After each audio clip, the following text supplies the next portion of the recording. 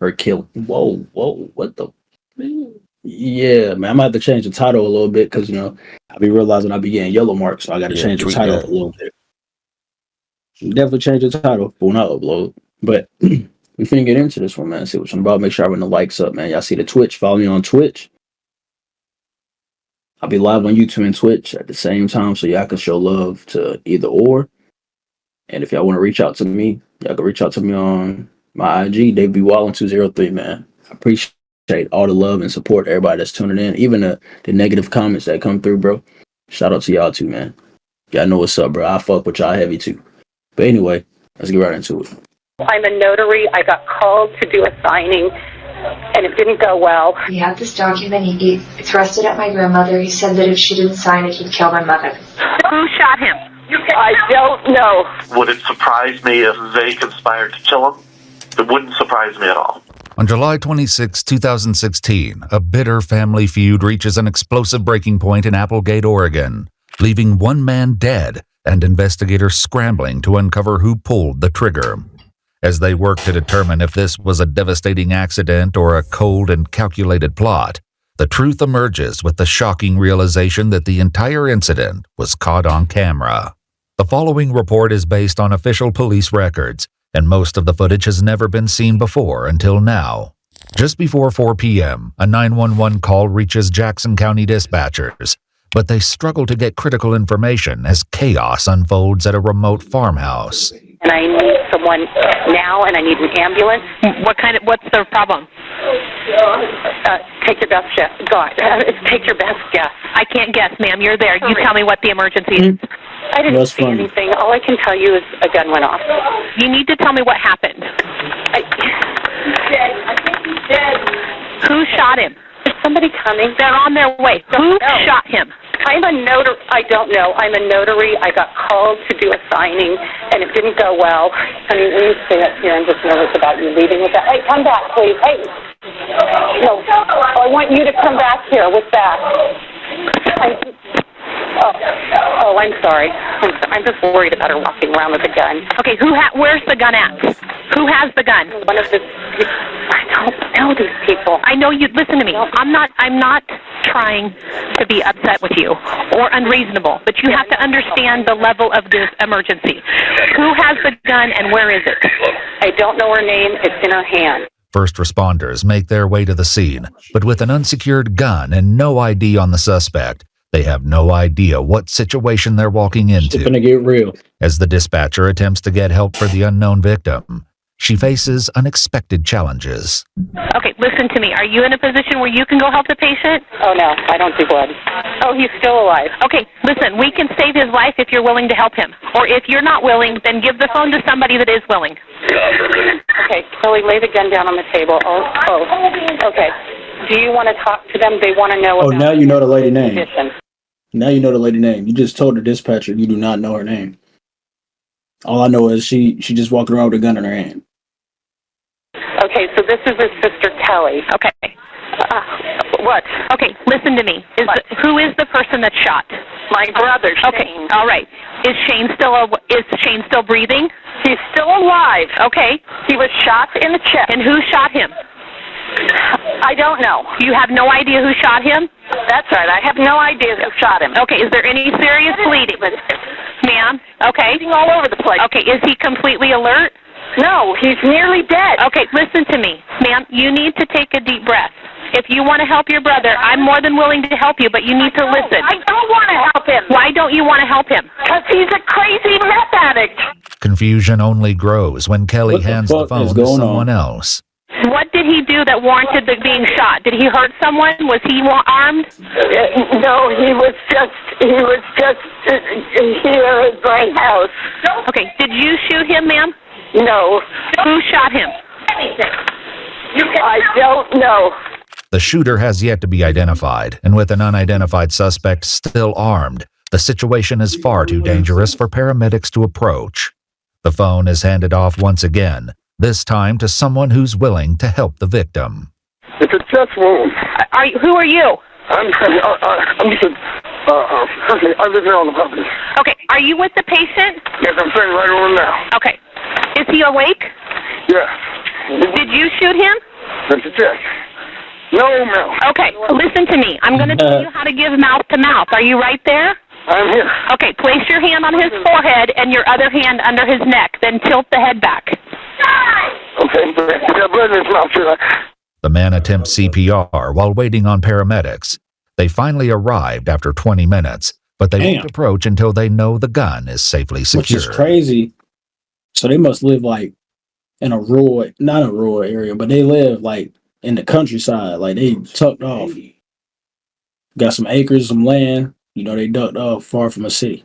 20 minutes is a long time, bro. They can come in. They can come in and safe. I'm right here. I understand that, sir. That's their protocol. Don't let this man die behind a duck. And listen, let's not give up. Just keep doing it over and over, okay? Oh, can you just, if they're sitting at the gate, can't they come in, do their job? I already told them, sir. 24 years and 3 wars. I already told them. Nobody can be that much of a coward. I'm here. I put my life, my reputation, everything on the line. Tell them they are safe. Please come in. The phone is passed once again back to Kelly, who finally updates the dispatcher on the gun's location. I have the gun. The person who shot the gun does not have the gun. The gun is hidden away. Okay, the gun has been secured? There's no threat here. Okay, The gun is secured. Okay. Please send them in. Okay, I let them know that the gun has been secured. And where's the female that did the shooting? Where is she at? My daughter, and she's in here. Okay. She's been with me. Okay. With the gun secure, first responders finally make their way onto the scene, but it's too late. 63-year-old Shane Patrick Moore is dead as the result of a single gunshot wound to the chest. Golly, man. Officers identify the family members present. Shane's elderly mother, Lori Moore, the owner of the home, Shane's sister Kelly, and Kelly's daughter, 26-year-old Aisling Tucker Moore Reed. As Kelly is placed in handcuffs, she questions if her brother Shane is dead, stating, "I hope so." Officers noted in their reports Kelly showed no remorse and made it very clear she was glad he was dead and he needed to stay that way. Given Kelly's statements during the 911 call and the fact she was seen holding the gun, suspicions surround her claim that it was Tucker who pulled the trigger. After Mirandizing Tucker, they begin to question her about what happened. But it soon becomes clear this family rivalry is more complicated than they ever imagined. Both Tucker and her mother, Kelly, are known for their work as authors. Kelly wrote the novel Deadly Medicine with her husband in 1988, a true crime novel chronicling the life of a serial killer.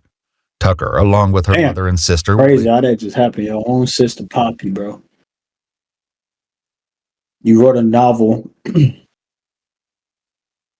on Deadly Medicine about a serial killer years ago. Years ago, bro.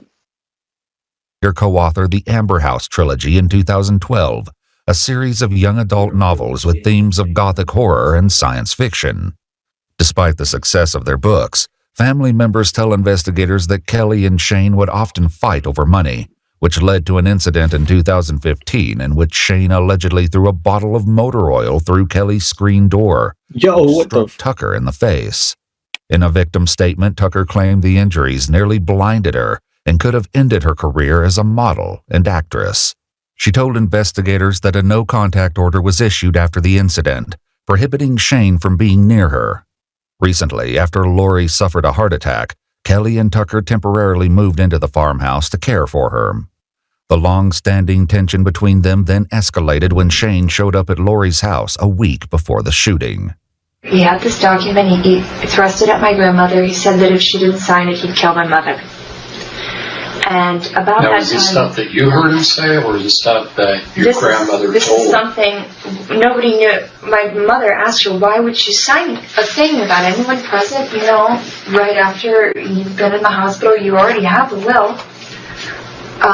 And that's when my grandmother kind of huddled into herself and said, he said he would kill you, Kelly, if I didn't sign this.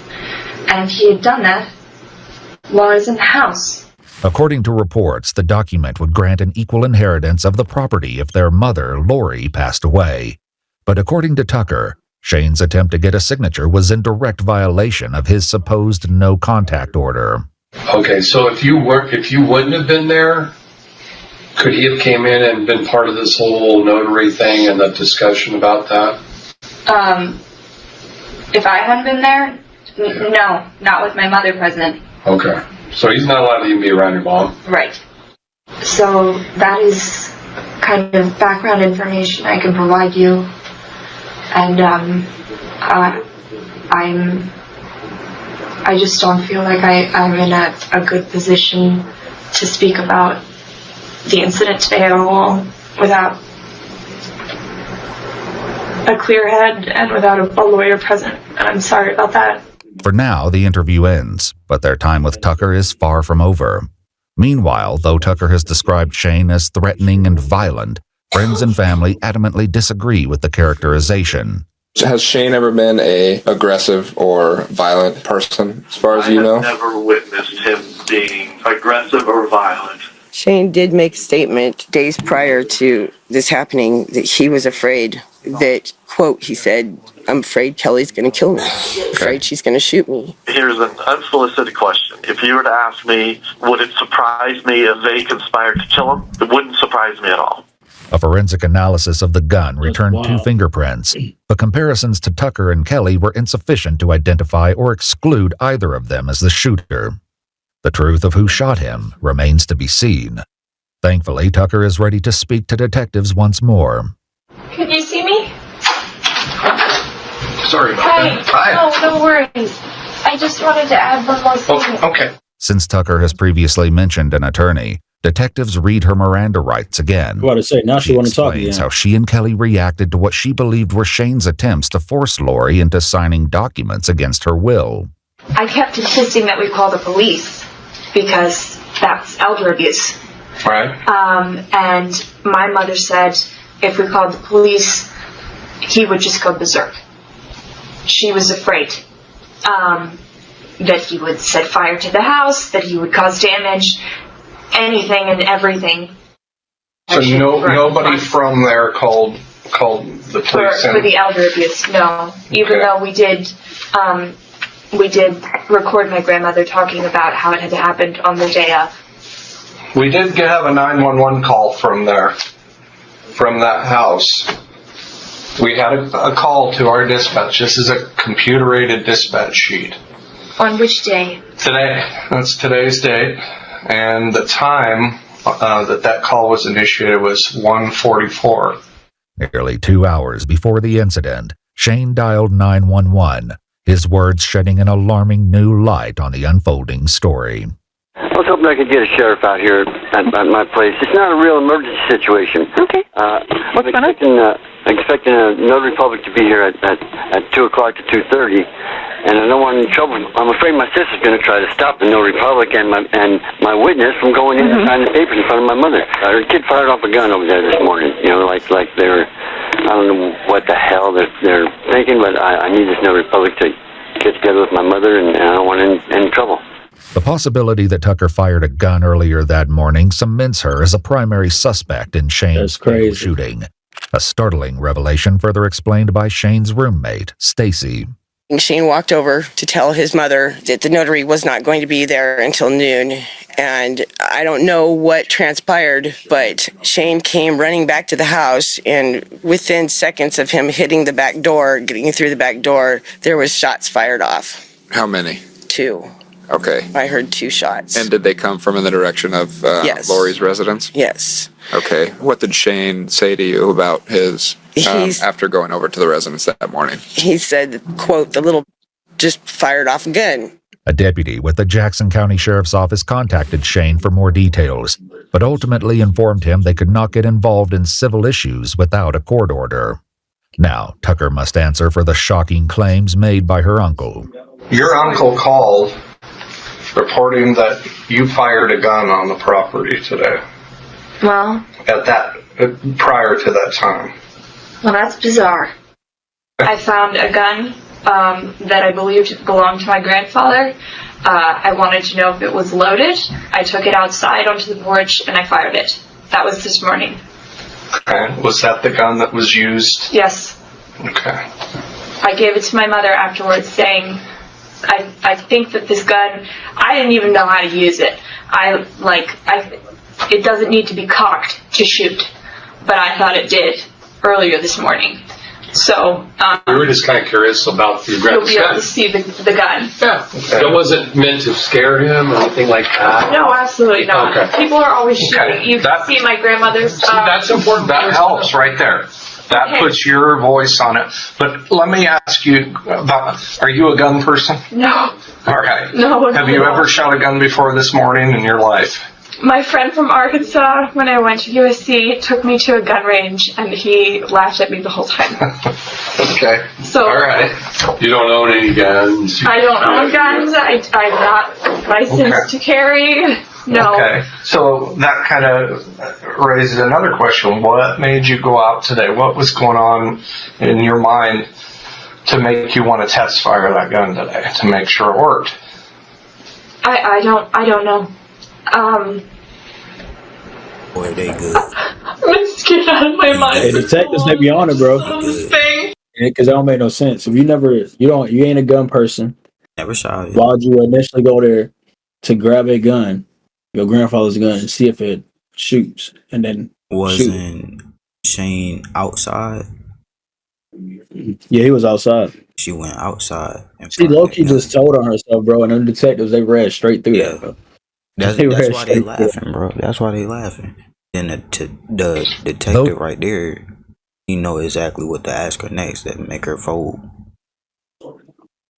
Tucker has admitted to Water right in the trap. earlier in the day. It isn't enough to prove she later used it to shoot Shane. Little do they know, Tucker's cell phone was recording when the entire incident occurred, providing crucial evidence that would later change everything. For now, Tucker describes the moment she saw Shane approaching the house, just as her mother Kelly realized what the document was and tore it in half. As soon as my mom tore up the document, he ran towards the front door, which was unlocked. Did you see it run? Yes. Okay. And my mom, and I ran. This is the thing. My mom ran, and I could hear her making noises, and I started screaming, and this is where it gets hazy for me. I picked up the gun off the table because it was on the table. That's where my mother had put it. Shane started opening the door and entering the house. Okay. And he was banging the door into my mother. My mother was screaming, and he was screaming, and I had the gun, and I'm sorry. Okay. Take your time.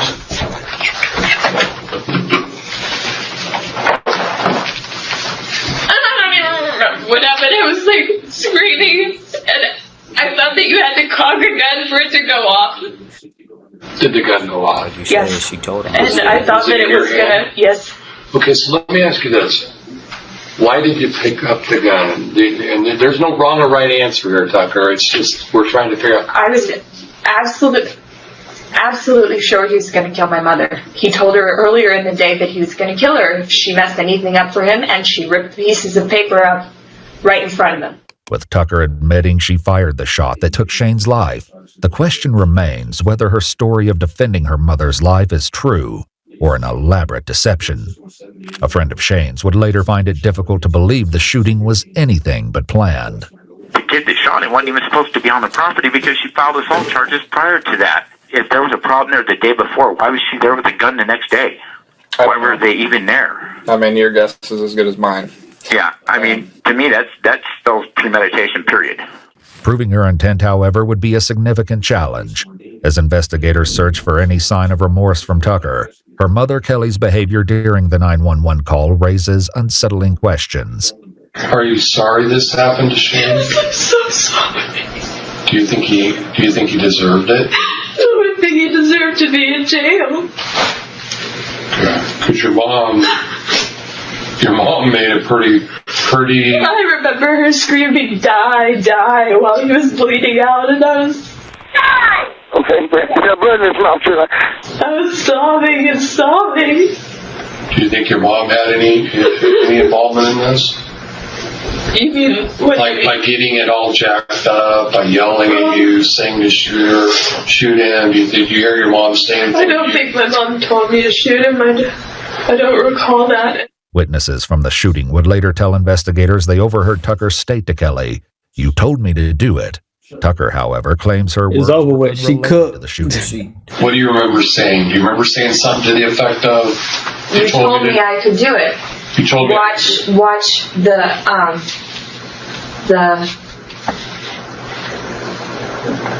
I was referring to the fact that I saw Shane and that everything happened because I was right there. Which is stupid because my mom was right there and she's the same thing as he's not supposed to be around her. You told me to do it, or you told me I could do it or something?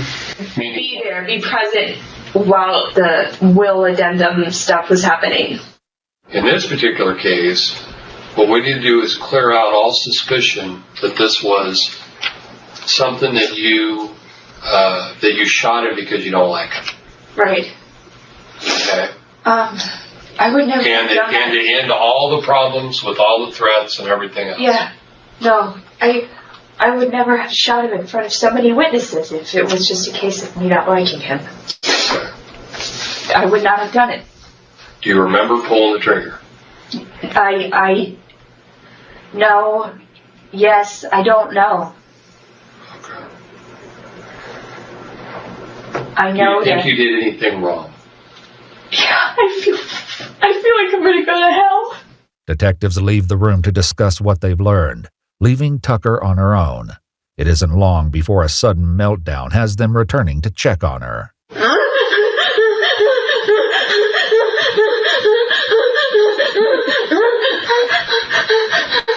Definitely could say she lying.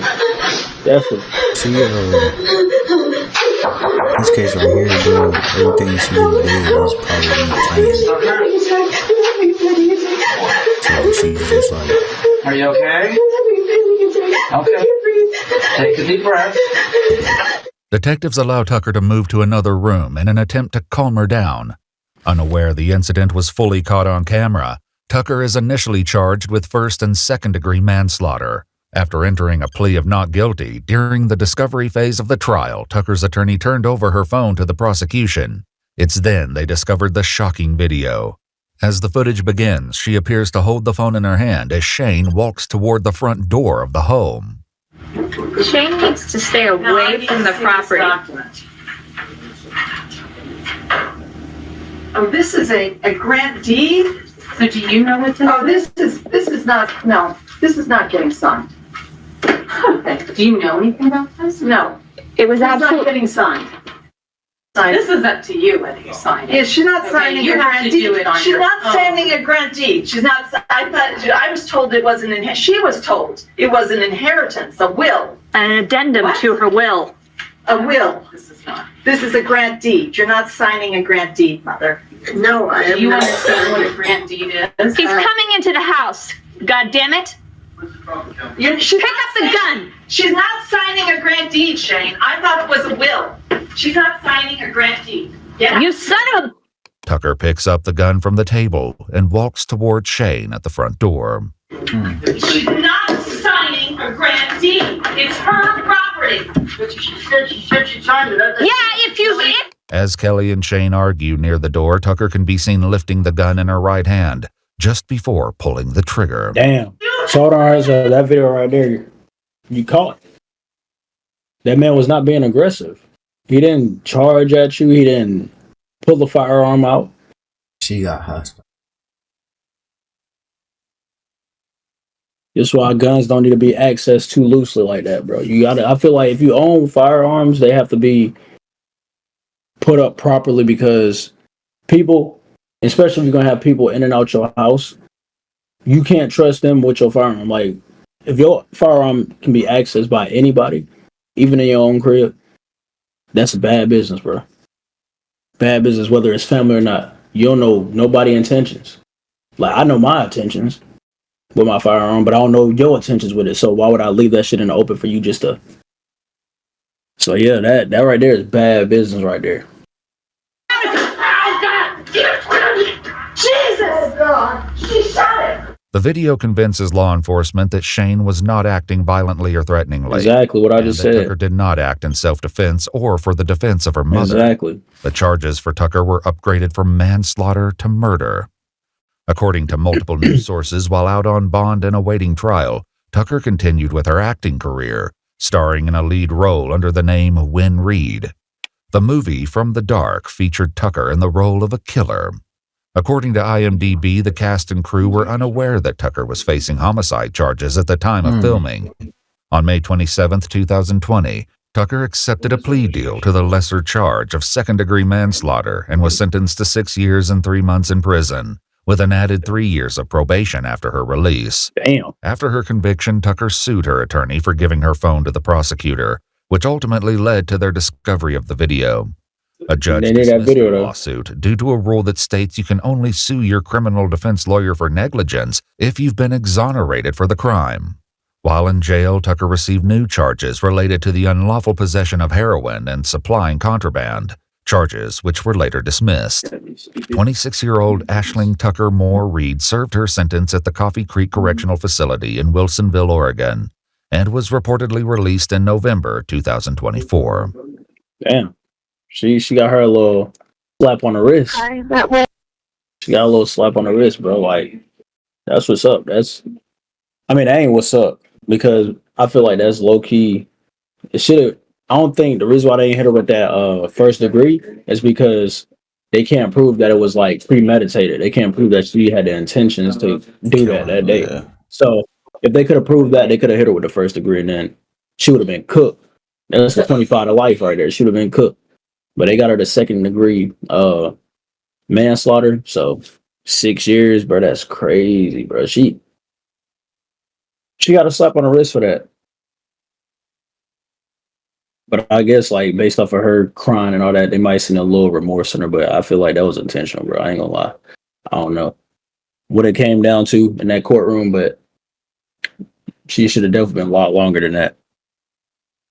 But anyway, that's the end of that, man. Yeah, I'm gonna try to think about this in the comment section below. Hit that like button, man. But it's boy, they be walling. I'm out. Yeah, I already know me. Follow me on my socials. I'll see y'all in the next one.